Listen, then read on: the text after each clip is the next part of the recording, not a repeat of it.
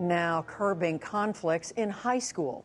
Hari Srinivasan looks at a new approach to discipline that replaces suspensions with conversations.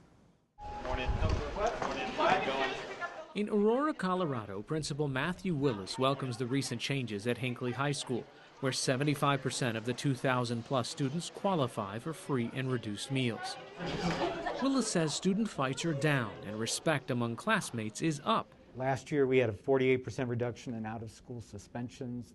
When it comes to physical altercations between students, in 2007-8 we had approximately 263 physical altercations, and so far for this year we've only had 31 physical altercations. So good morning, thank you for being here. The turnaround, he says, began when Hinckley High started using a form of discipline called restorative justice. Every single year over the last 3 full years that we've been doing restorative justice, you see significant declines in defiance, disobedience, and use of profanity. This is called a talking circle, so when we have problems in the school, we come together and talk about it. Now, when a minor altercation does occur, students, parents, and the dean face each other in a restorative circle. Restorative is that you bring back the kids, if it's student with student, or if it's student with staff, you restore the relationship. So if there's conflict or wrongdoing, we come together and we talk about it and we try to heal the harm that was caused from the incident.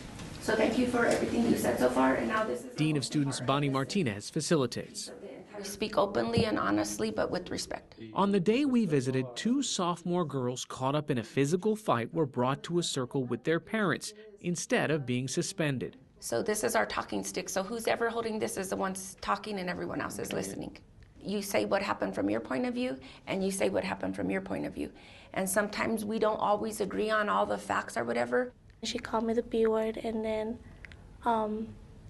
we just started fighting.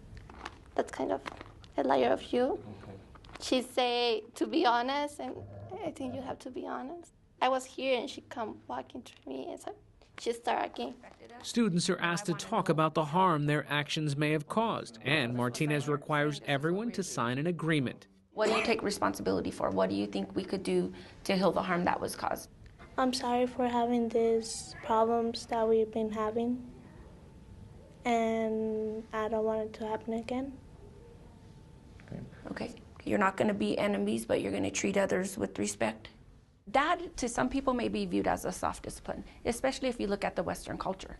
You know, we're about war and violence. We're not about peace and harmony.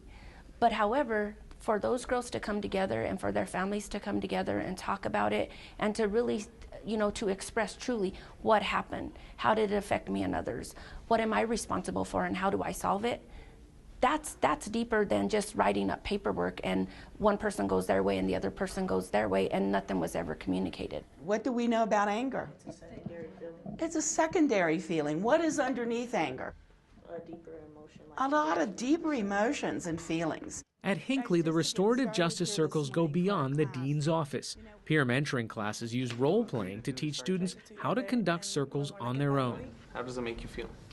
It pisses me off that he's spreading rumors about me, but I didn't do nothing big. Sophomore Nice Smith thinks the circles bring better results than suspension. It used to be like you just get sent home for 5 days, but that doesn't resolve nothing. You just sit there and you come back with the same anger. When teachers don't resolve the harm by doing restorative justice, then that conflict is always there.